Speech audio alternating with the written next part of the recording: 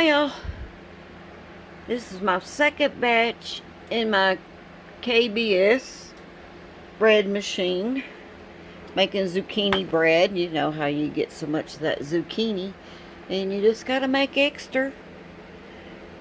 I did it on cake setting. This is how it turned out.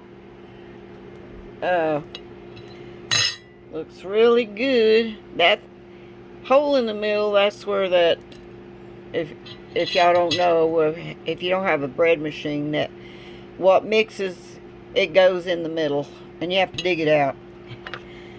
Anyway, I'll put the recipe in the link. This has, instead of raisin, I put cranberries in it, walnuts, zucchini, and I'll just put the recipe in there if you want. I hadn't tried it yet. This is the first time I use this recipe. I'm going to slice it and see how it tastes. And let's see. Get a knife here. A butter knife, see if it will do it.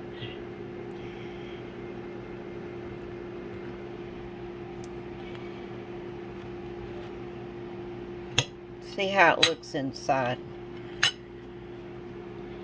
Looks good. Crust looks good. I did it on medium.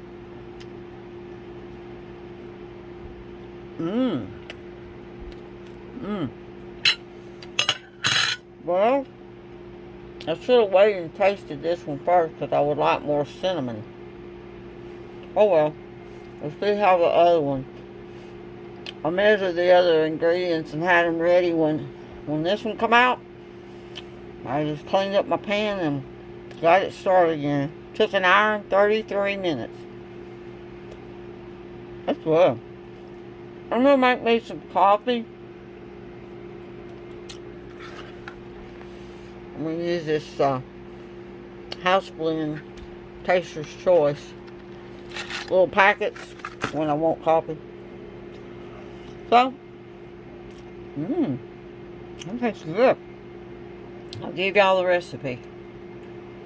Okay.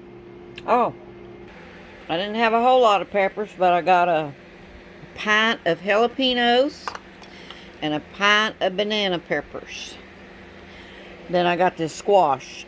I don't let my squash get too big. That's as big as I let it get. I like them small. So I got 1, 2, 3, 4, 5, 6, 7. I got 8 squash today.